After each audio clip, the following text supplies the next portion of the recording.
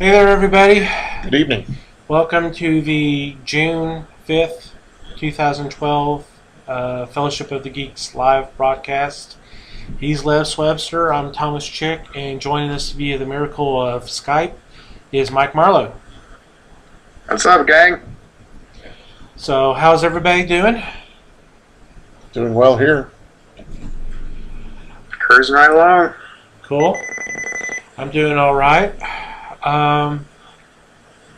Hope everybody's doing okay out there. Hopefully nobody's burning up. God, summer is here. Yes. And it's only June 5th. Wow. Tonight's topic is, we were going to go a couple of routes, but we decided to go this particular route. It's been kind of hit or miss in the news the last few weeks. Especially with the big two making some noise.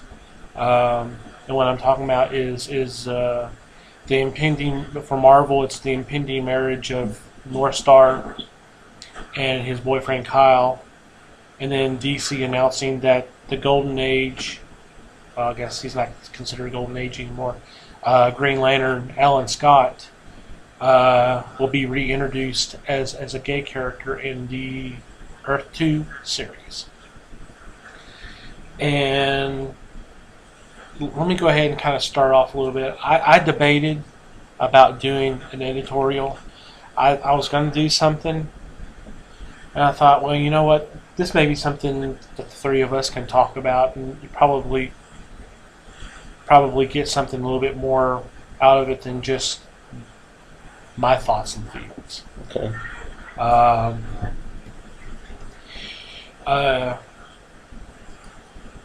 Here's my thing.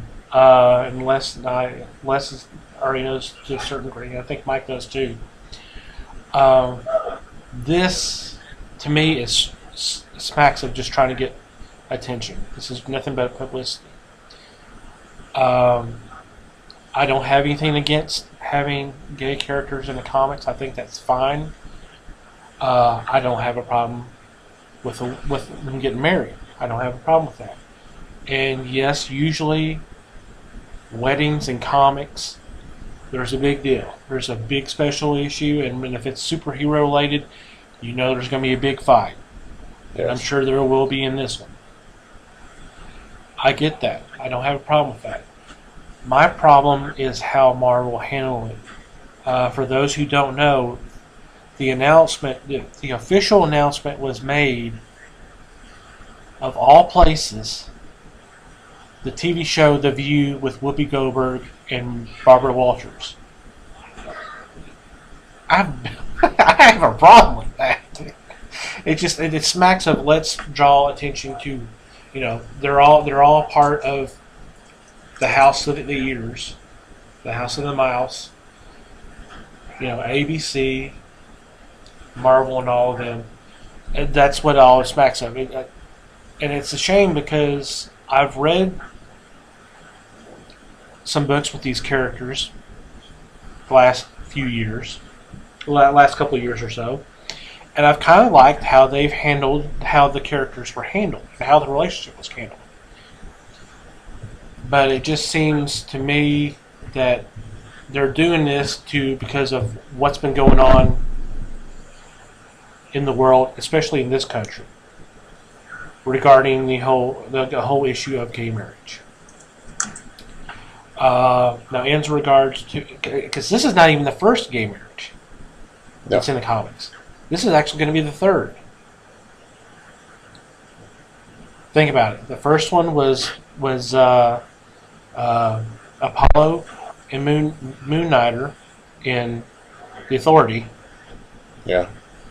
And then that was like early 2000s, 2002, I believe. I may be wrong. And then a couple of years ago, Archie's character, Kevin Keller. Not only did they announce that he was gay, but at some short period of time later, he got married. So they're kind of acting like they're the first one to do this, but they're really not. Um, in regards to the whole Alan Scott thing, here's my problem with that. It's not so much that they changed the character. I know you kind of had a problem with. I don't know if you had a problem with that, but I know you have asked questions regarding that. So I'll let you have your say. DC had created gay characters or announced characters were gay before the whole New 52. Now, why they couldn't bring them into this new universe, or better yet, create a new character? They got to take a character that has some notoriety. I mean, if you look at the main media publications that covered the story, they said Green Lantern's gay, which would get anybody to look. But the general public starts reading into it, they're not thinking of the Green Lantern that they're talking about in the news article. They're thinking of Hal Jordan. Yes. Because or John Stewart. Yeah. Because John Stewart has been in a lot of the cartoons, and so has Hal Jordan, and Hal Jordan had a movie last year. Yes. Theoretically. I didn't say it was a great movie. I liked it. It had a lot of problems. I get that. I liked it, but it wasn't great. But getting back on topic, they're capitalizing on the name. And before the show, I was telling you it's something similar to what I felt Marvel did with the Ultimate Universe and Spider-Man. They killed off Peter Parker and then put a new guy in the suit. So they did something risky, but it was a safe risk because they didn't do it in the main universe. It's something similar. Here we got a Green Lantern that they can say is gay, yet it's not Hal Jordan. So it's kind of a risk, yet it's not a risk. You're not really you're upsetting some people, but you're not upsetting the masses. Okay. And I'm getting laughs from Mike. That's my feeling. And I may be wrong for this, but I just. Well, go ahead and go on. Someone else. Okay. They open this up on The View. Yes. Which is mainly watched by housewives. Yes. Okay. As opposed to the main target audience for comic books. Exactly. Pretty much the polar opposite. Because I'm looking at the fact that the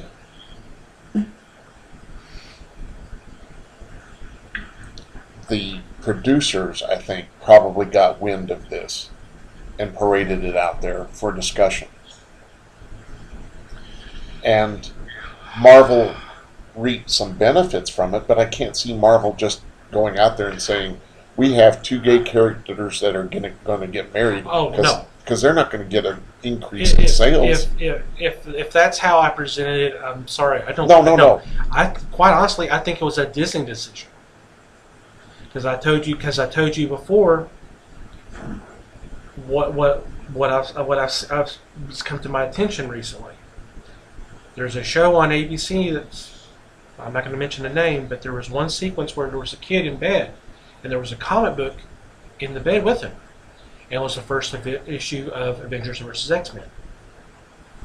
Okay? Yes, this is on the ABC show. Yeah. An ABC soap opera had a sequence where a character and his kid's going to see a movie. Guess what they're going to go see? The Avengers, because there's the posters everywhere. I mean, I don't blame them for doing that, but pity they didn't do it for John Carter. I agree. The other thing that springs into my head, and I may be way off target with this, but let's read some stereotypes here real quick. Who is the stereotypical consumer of comic books? preteen boys. True. Am I wrong? No. I mean, that's the stereotype, whether it's true or not. Yeah. Okay. But preteen boys is sort of an idealized target audience. That's at least what Where do they get the money to buy these things from? Mom and dad. Right. So who is the stereotypical target for these shows where these things keep showing up? Mom. Mom. True.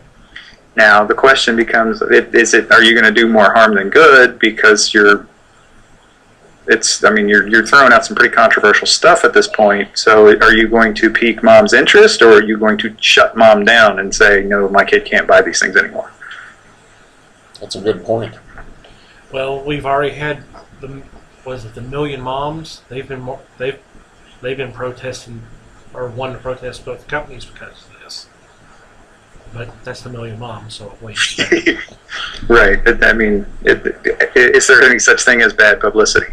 True. There's another group that has not read the material, just like those that have not seen movies but are going to protest it anyway. Mm-hmm.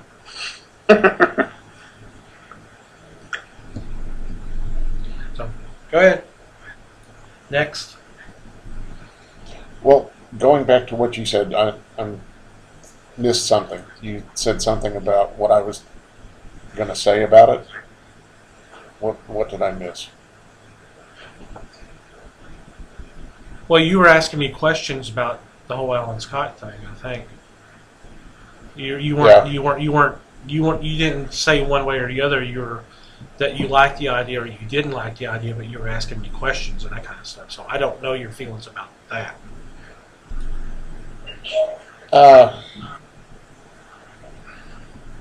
No, I don't have a problem with Alan Scott. Of course, then the question becomes, well, where, if at all, do Jade and Obsidian come from? Well, here's the thing. One thing they'll probably tell you is we've gone back. We're not the same time frame we were before Flashpoint. Everybody's younger, so there's a chance that they weren't born yet. Yeah. And second of all, and I think I've said this to you, I've heard stories of people who've fallen in love with the opposite sex, got married, they had kids, and then at some point realized that they're not heterosexual. Right. They left the family. Yes. Will they go that route? Probably not. They probably will just say Jade and Obsidian just don't exist. Don't exist, yeah. Or aren't related to him. Right. Yeah, that's possible too. They're of somebody else's wedlock or whatever. Okay. I think more than likely I would say they won't exist. Yes, I would agree. That's probably where they're headed.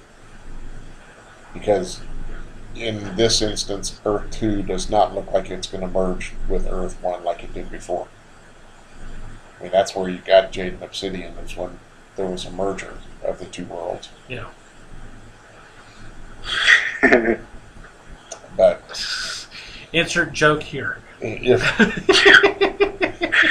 It's rule of 15, man. If you can think of 15 jokes in rapid succession, it's not worth making the joke. Yeah, pretty much. now, the original thought was possibly Shazam was going to be the character, Yeah. and then DC is now taunting or promoting the fact that they're going to get a second one. What I was reading before tonight's show is that DC has confirmed that there will be a second gay character in the Earth 2 book, but he or she will not appear till later on down the line. So that's going to eliminate Shazam right there, because all intents and purposes it sounds like Shazam is on Earth 1. Okay. So they'll go a different route. How old is Billy? Older than Dennis the Menace. Just a thought. I don't know. Seems like that would be pretty controversial if he was Well, overly young. well, yeah. I would say that would be more controversial than Scott, because you have him, because he's right around at the oldest, maybe preteen. Would you say Yeah. 12, maybe 13? And that may be pushing it a little bit.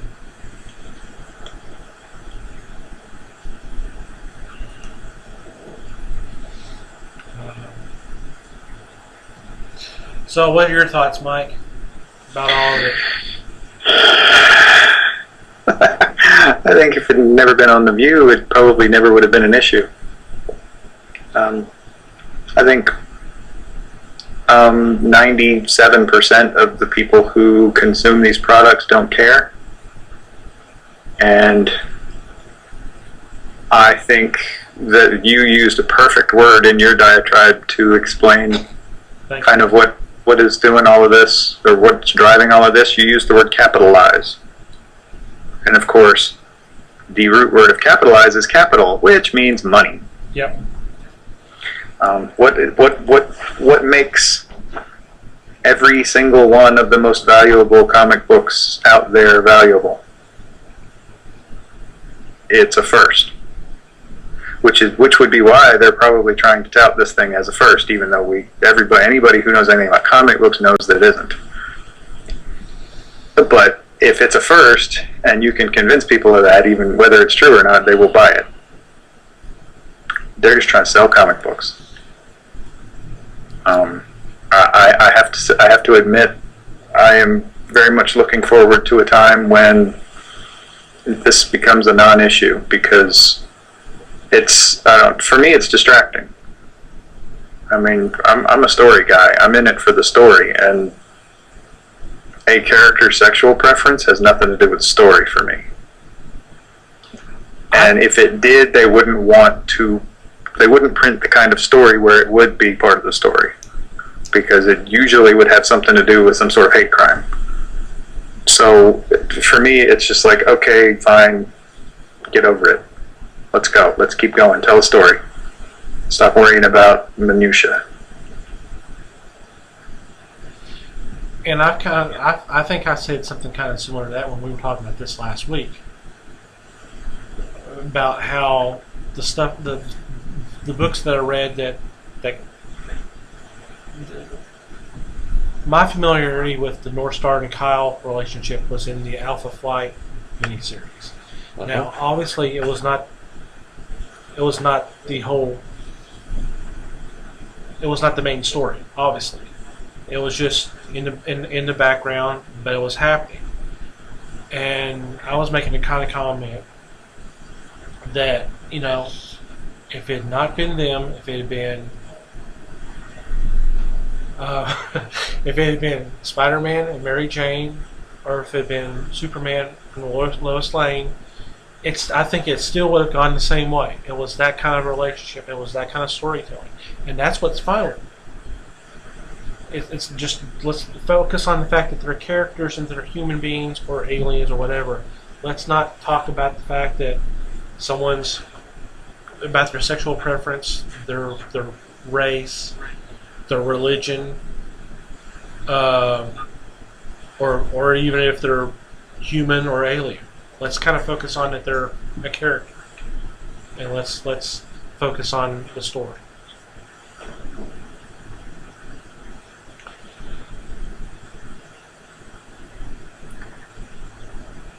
Because that's okay.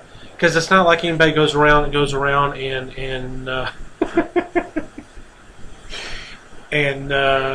talks about the fact that Superman is a heterosexual superhero. He's a superhero. They don't talk about him being male. They talk about him being a superhero. That he's white. They talk about him being an alien sometimes, but am I wrong here, or am I missing the point, or what? Yeah, it's a question of relevance. I mean, does it matter? What part of the story does it advance? for that to be the case? And what part of the character development does it advance for that to be the case? Does it matter? I mean, how is it going to work into the story that this is going on? I mean, I don't know. Well, I think you hit it yourself. The only way it would be, it's going to be relevant is if they decide to go down that road of using it as, that gives the writer another excuse for the significant other to be attacked, not just the fact that they're around a superhero, but the fact that now they're gay. So you got the whole hate crime, or in the homophobe aspect to throw in there, which is a dangerous road. It's a very dangerous road. It's real, and it's something that does affect people, but it's also going to prove to be controversial in the long run, way more so than this little wedding thing. Yep. It just sets them up for something even crazier.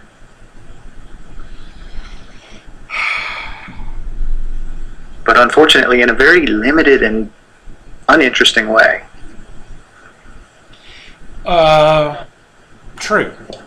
I think the risks outweigh any kind of rewards they would get out of it. At least in my thinking.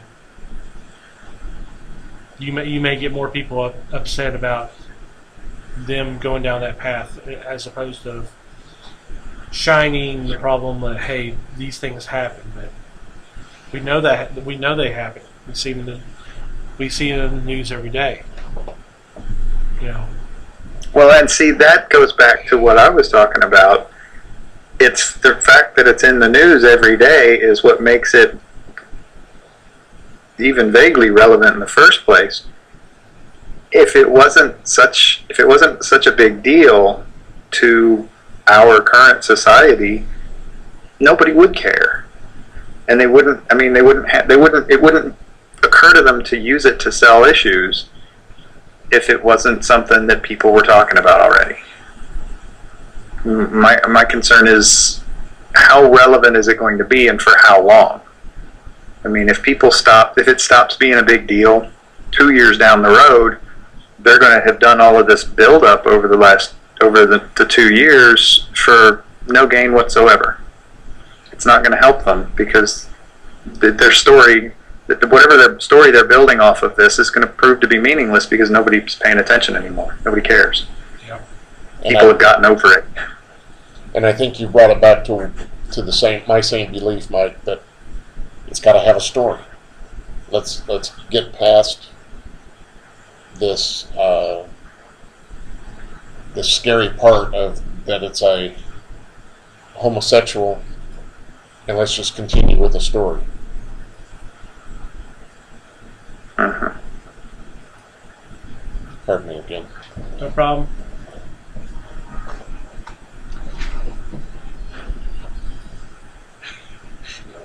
We are apparently.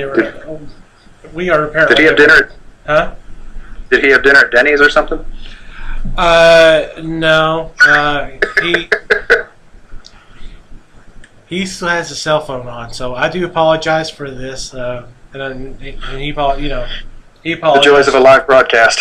Yeah, that's kind of what you get. That's the funny thing, because we need to hear more from you. You and I have done most of the talking here. I'd like to know more of what he thinks. But generally, like I said, in general, I don't have a problem. I see what they were trying to do.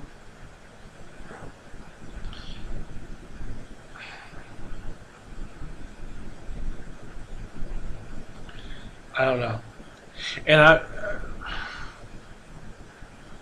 to me, the View thing, that to me is more controversial than anything else that they're doing with this.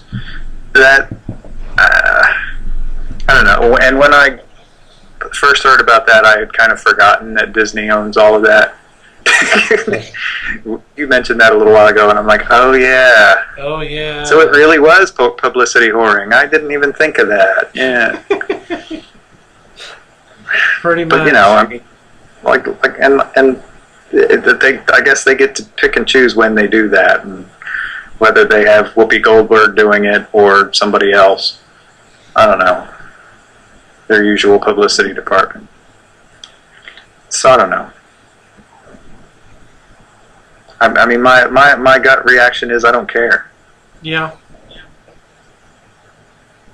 But they are playing it for what they can get out of it. Oh yeah, That's for sure. They're enjoying this, and we're not really helping matters, to be quite honest. I mean, talking about it's one thing, but I mean we're bringing more attention to it too. But let's go back to the statement or the fear of having same-sex partners in comics. And we know of people that are adamant against this. Yes. I have friends that are gay. The majority of the people that worked with my wife were gay. You get past it. I have no problem with it. It's not like it's something that gets brought up all the time. No. I mean, it's kind of like politics. If someone's on the different side of the aisle from you, there's so many other things in the world to be talking about, other than your sexual preference or your political affiliations or your ideology. There's so many other things you can be talking about, and I just.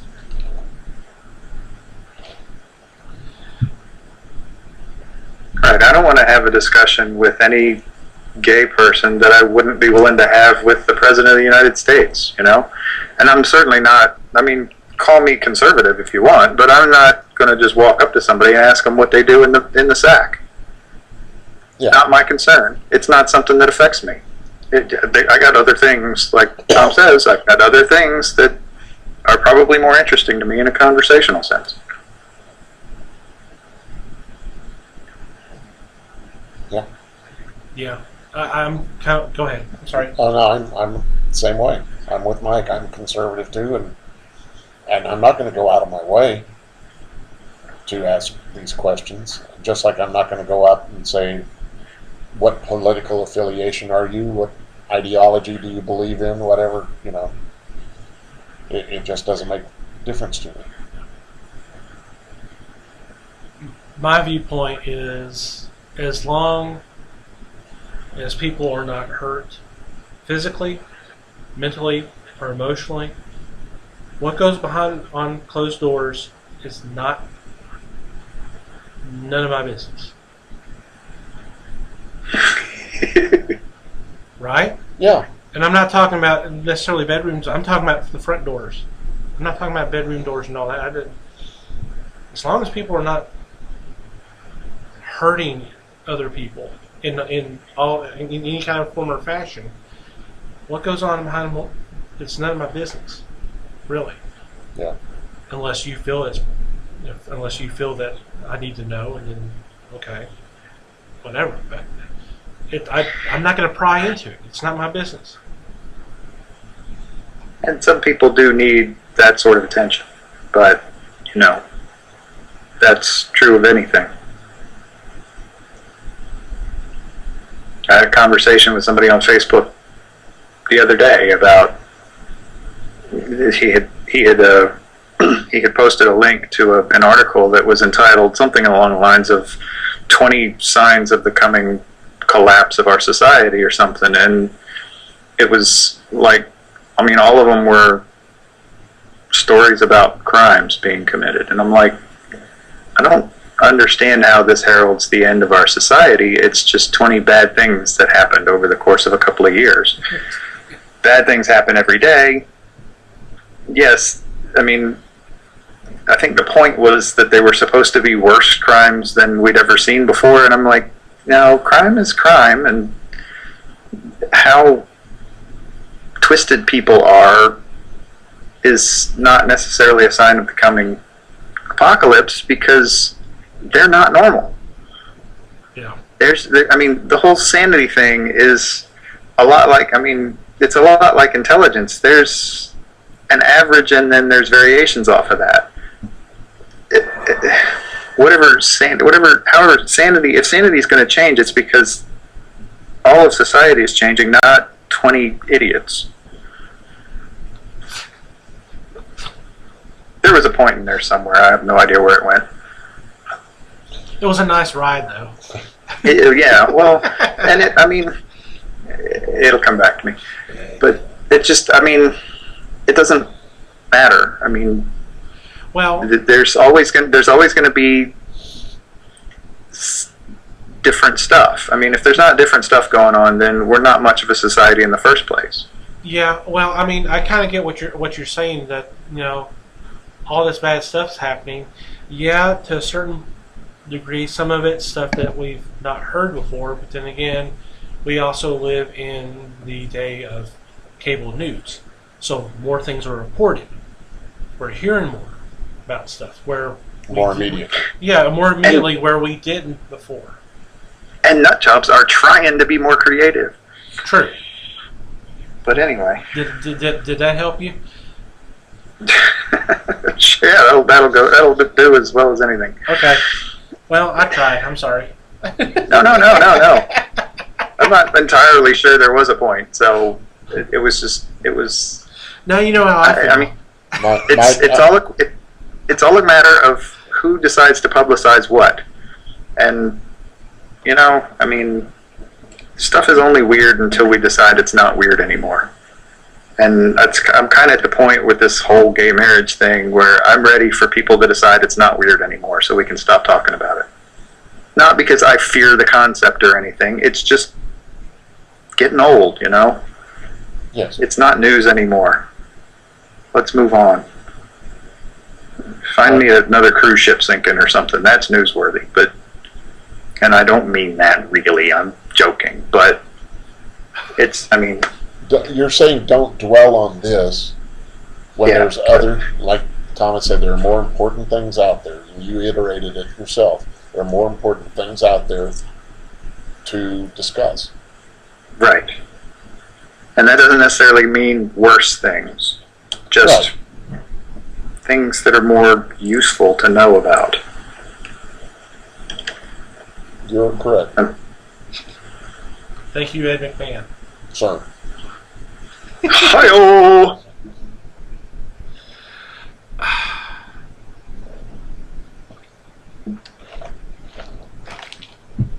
Anything else more you want to add? No, not at the topic. No. Okay. Do we want to do the other topic? Yeah, let's. So we have a little time. Yeah, let's bring it. Do you want to, Mike? Bring it on. All right. The other thing we had kind of debated about talking a little bit. While we're on hot button topics. Yeah, while we're on hot button topics. For those who do not know what's coming out tomorrow, the first issue of the string of Before Watchmen books. Yes. The prequels to the Alan Moore, Dave Gibbons graphic novel. That's the number one selling graphic novel of all time. Of all time. Yes, this has been a little controversial too. You've got people on both sides that have been very hot about this. One of y'all want to start off first, since I went first the first go around. Your thoughts and feelings about the whole situation, whether the project or Alan Moore's response to it or whatever. Well, let's get a little background on it then. Okay. DC Comics is doing this title, and the first book series is called Minutemen. The Minutemen. Right? Mm-hmm. Is that the one by Darwin Cook? Darwin Cook. He's writing and drawing. With a backup story by Len Wein, right? I don't remember who. Yeah, he's writing it. I don't know who's doing the art, but yeah. This is all prequel to Watchmen. And yes, I did enjoy the movie Watchmen. Maybe I'm one of the 30 that did. But the book was better, Of course. as usual. And this is a prequel to that book series. Mm-hmm. And it's going to give you ideas about Silk Spectre, Night Owl, Rorschach. Ozymandias, Yep. Rorschach, the comedian. Yep. Who am I leaving out? Dr. Manhattan. Dr. Manhattan. So he might be important. Yeah, there could be just a slight, but That other guy, you know. yeah, blue dude, Blue guy. the blue man group. I think this is going to be fun.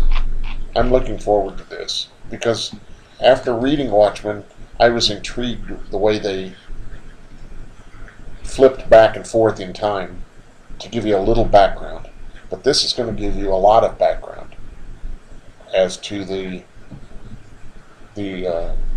origin of the Minutemen and probably a lot of information about the various characters. Mm-hmm. So this is just laying groundwork for Watchmen. Now, as far as more goes, I'm going to leave that discussion starting with you guys. I thought that's what this was about. Come on now. Wow. I was just giving a little teaser there, boys. Wow. You talk about duck and cover. Damn. That's my middle name, Duck and Cover. Les Duck and Cover Webster. Wow.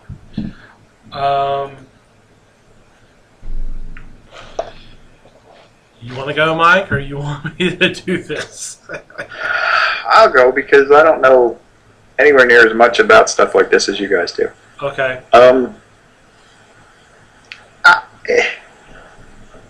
Because I've been sending the guys a lot of the links and a lot of the some of the stuff, some of the coverage regarding it, so you know a little bit about what's been going on. But yeah, it's actually been a little while since he sent us a link to somebody's blog who it's kind of died. Goes off one way or the other on it. Yeah, it's kind of died down, but with the books coming back, you know it's going to be the books coming out tomorrow. It's going to start up again. Oh yeah.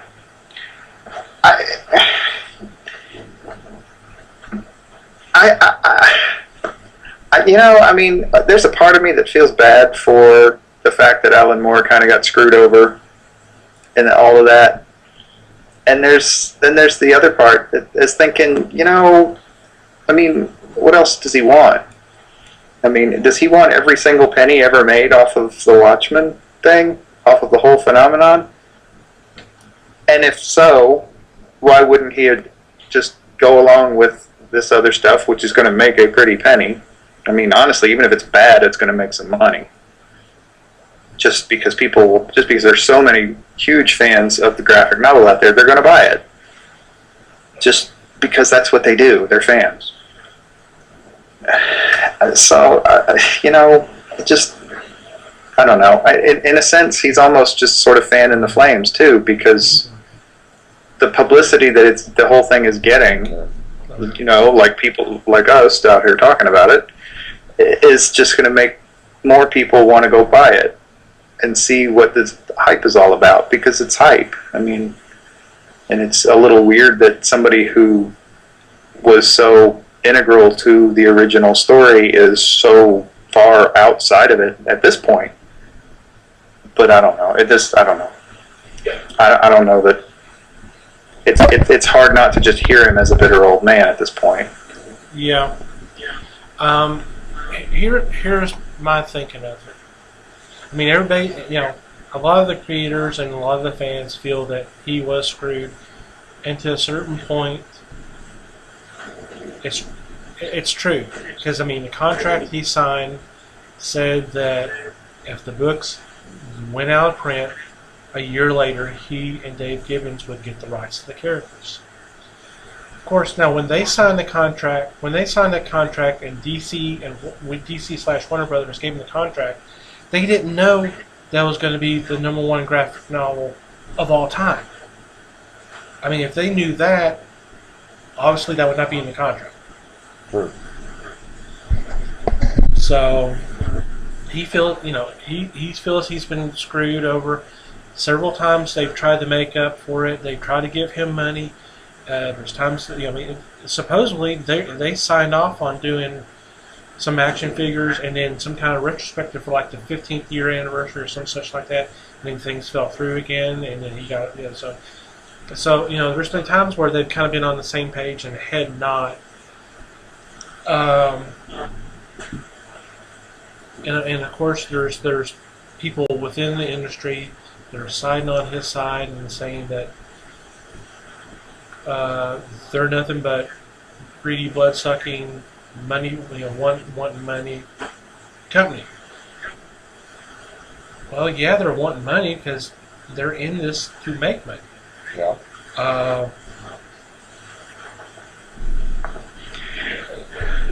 And the thing that when I read the one that pointed that out, I mean, the whole point of that particular writer was, yeah, they were bloodsuckers when that contract was written, but that was 30 years ago, and his point was that it's in much better shape now. Yes. I mean, people are not getting screwed over like that anymore. So this one guy still being bitter about something that happened 30 years ago, crackpot maybe? I don't know. I mean, maybe, and I'm not saying he's not legitimately bitter, but is it really helping anything that he's still whining about this? I don't think it's helping things. I think it's helping DC. Right, it's feeding the marketing flames. Yes. For sure. And what he's getting out of it is his anger. He's not, by the sound of it, he's not going to get anything from this. No. He's not getting to write anything for the series. Right. All he's doing at this point is setting fire to his already questionable reputation. Yes. And, well, the thing that really kind of upsets me about what the most recent comments he made, which most recent we're talking about maybe 3 or 4 months ago, and let me go ahead out for the record. I hadn't decided if I'm getting this or not. I love all the creators that are on the books. They've got some A-listers doing the books, so they're doing their A game for this. Right, they're taking it seriously. They're taking DC is putting out some serious effort on this because they want it to succeed. Well, in their whole attitude, well, let me go back to my original point because I almost sidetracked there. Sorry. No, it was my fault. He made the comment about anybody who would support this he questioned their intelligence, and he definitely questioned their morals. And I have a problem with that. I definitely have a problem with that. For him to do that. I don't remember the exact quote, but that makes it sound like it's a ratings of someone who's just totally bitter. Right. Comments like that are what make him sound like a crazy old coot. Yeah. I mean, there's no rationality to it whatsoever. If he has a legitimate argument, then he needs to make it rationally so that people will agree with him. He needs to persuade the general public, as opposed to just stepping up and saying, "Your mama."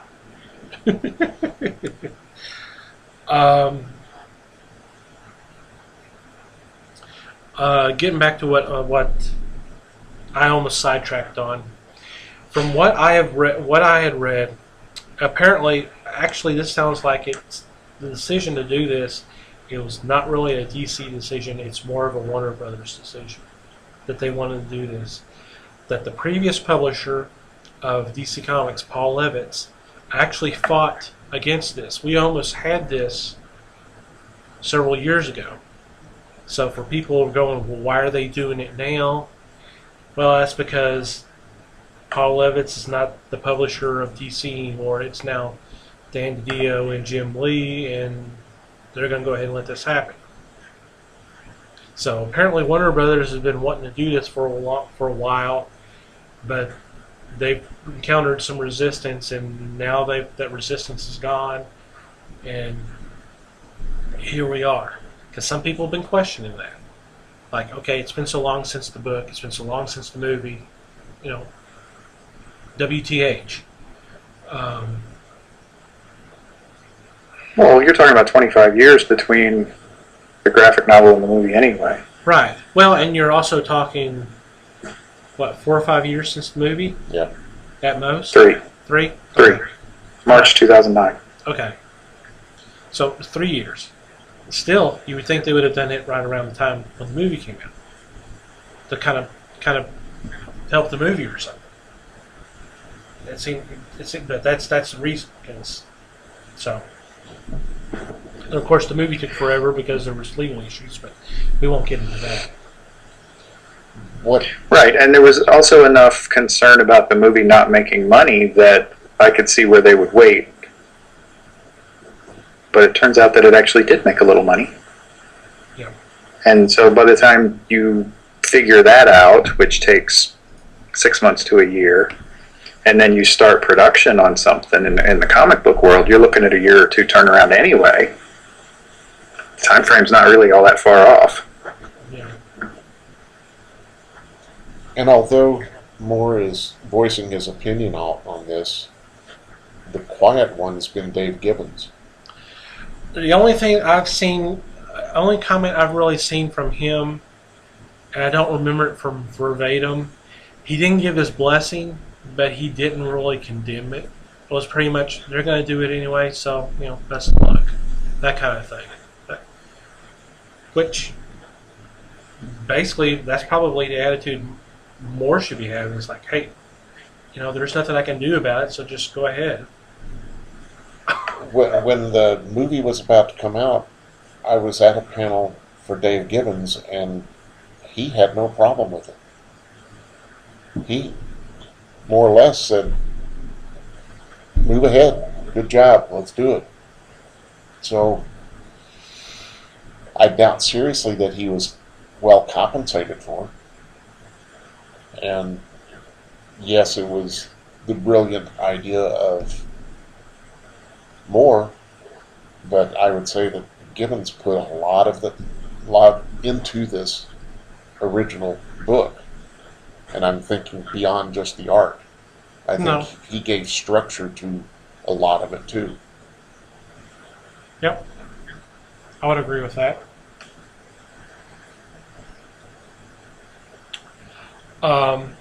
But I want to kind of get into the industry's response to it, and kind of some of the attitude of the creators of like, y'all shouldn't really be supporting the big two because they screw over creators and that kind of stuff. That's why so many people are going to companies like Image. Really, Image is the big one. They're the ones that do all the creator-controlled stuff, although some of the other ones do it too, but not to the extent that Image does. No, but that's why they split in the first place. Yes. That's why... So, they're like the poster children for that crap. Yes. Yep. And I won't name some names, but I've seen some people come out and complain about the whole situation, yet they are still currently working for one of the big two. And I'm like, well, if you really feel that way, why are you still working there?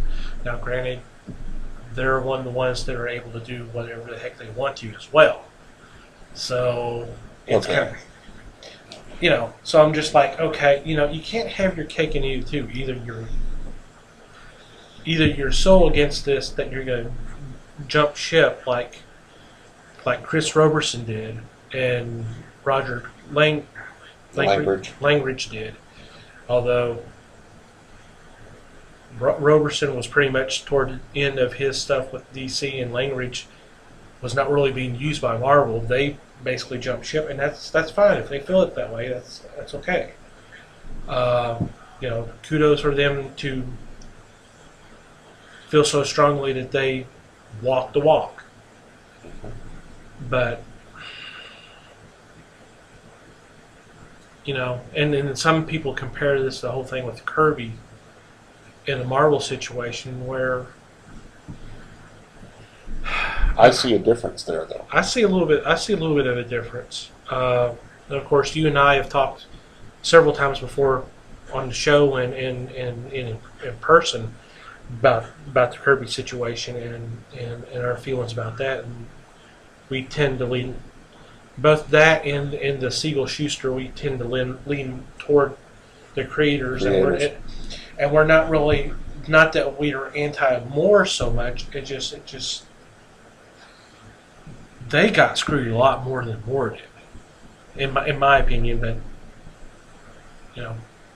go ahead and call me whatever names you want to. That's just my feeling. In what way, if I may ask? What do you mean? In what way were was the company screwed over? No, I didn't say the company was. Oh, I'm saying that I kind of support more of the Siegel, Schuster, and Kirby. Than I kind of see their side a little bit more than. yes, but we went through that because Siegel, Schuster, and Kirby were all people that signed on board just to have a job and then did not reap the benefits, where Moore signed a paper and he knew what he was getting, and he got his before the first issue hit publication. Yeah. Well, and with Kirby, I think part of what the whole thing with Kirby was he was supposed to be getting his artwork back, which they did not do. Yes. So there's a bundle of money that he could have had. Well, and in some cases they threw a lot of his art away. Yes.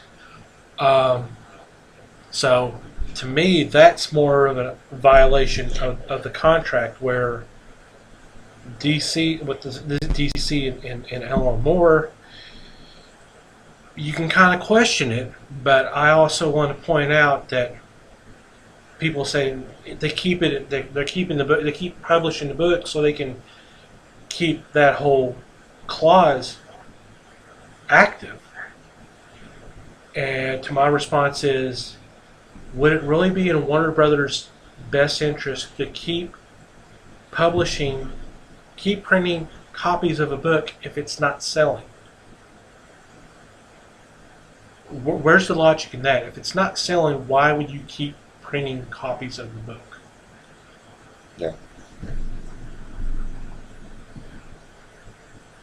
Well, and of course, in this instance, to control the characters. That's the response I've been hearing. I don't see the logic in that. You're talking about them. They're wanting to control characters that. I mean, let's be honest. Up until this Before Watchmen thing, they're not using these characters for anything. True. They're just sort of sitting there. I mean, yeah, they had the movie thing. They were fooling around with the movie thing for 10 or 15 years or whatever it was. But I mean, so you could sort of see the logic in them doing that up through about 1995, maybe even 2000. But at least until they give up hope of a movie happening at that point. But to continue doing it for the better part of 30 years, that doesn't make sense.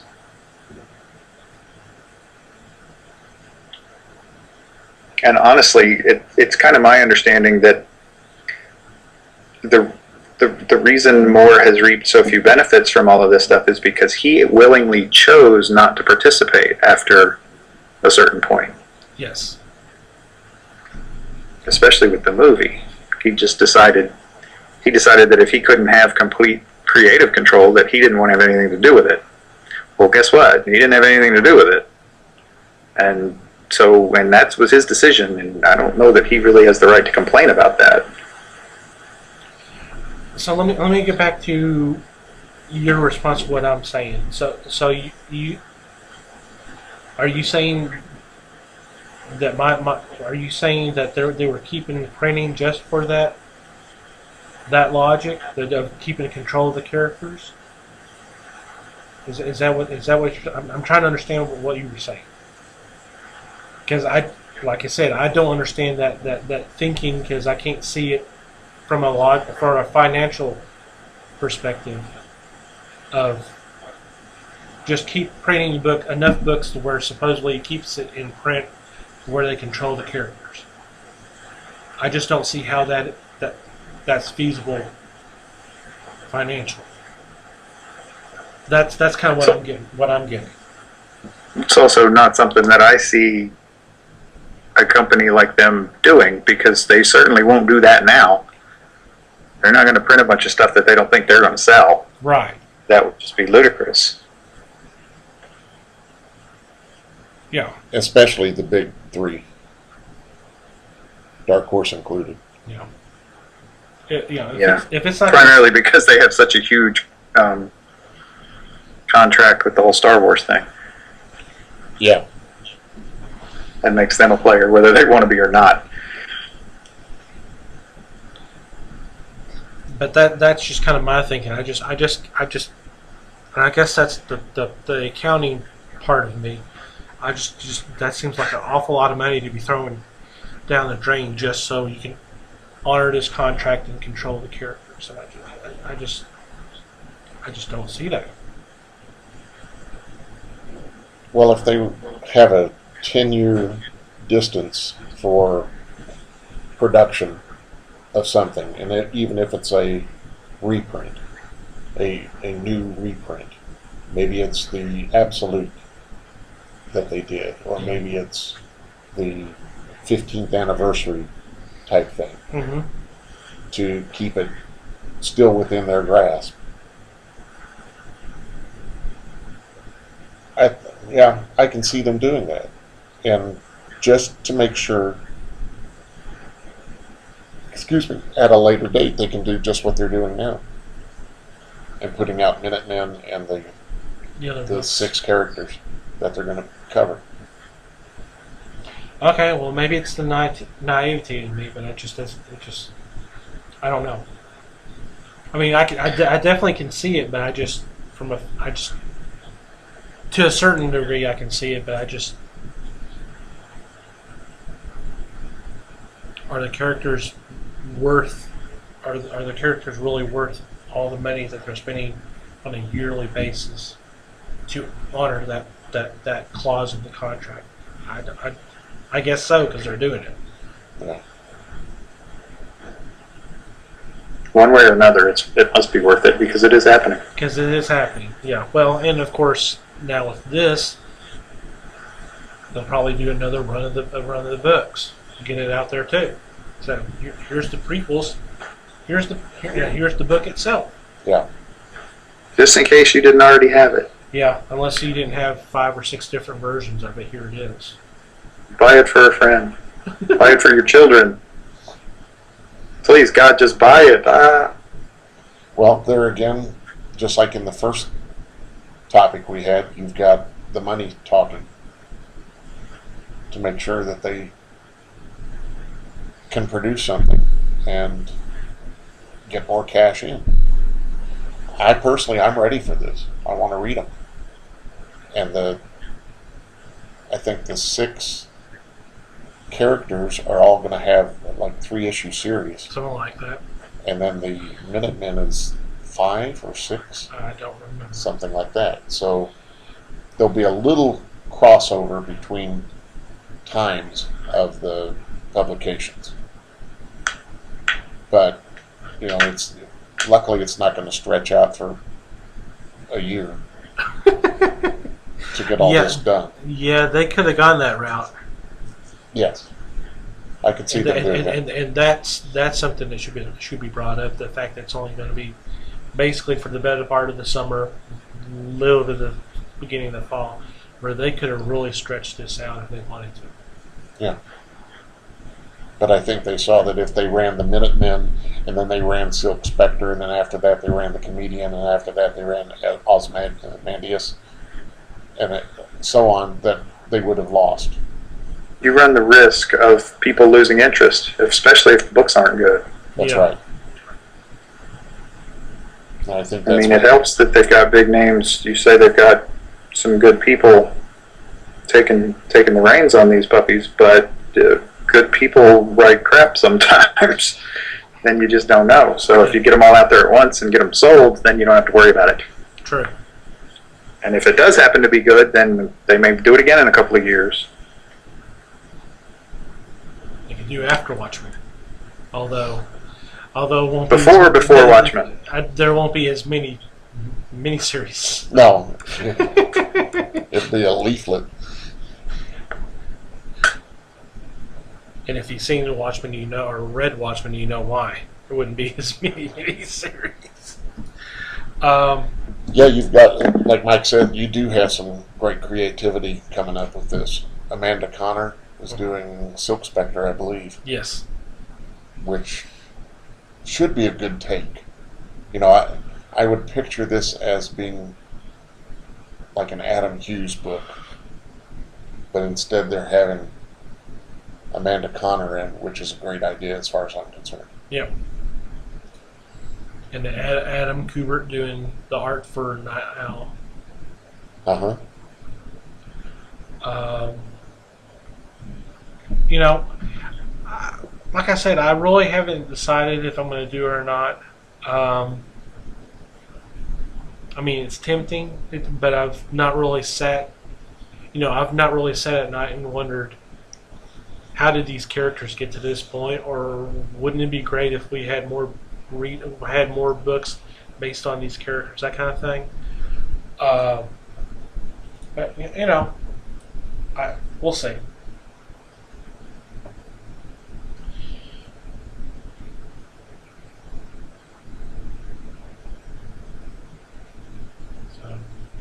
I don't really have anything else left to say on this topic. Anything else y'all guys want to pop up? I was trying to think of what else is coming out tomorrow that would have been of great import. Well, the final issue of Superbia, Yes. the miniseries, and of course that comes back this fall as ongoing. Yes. Yes. Also the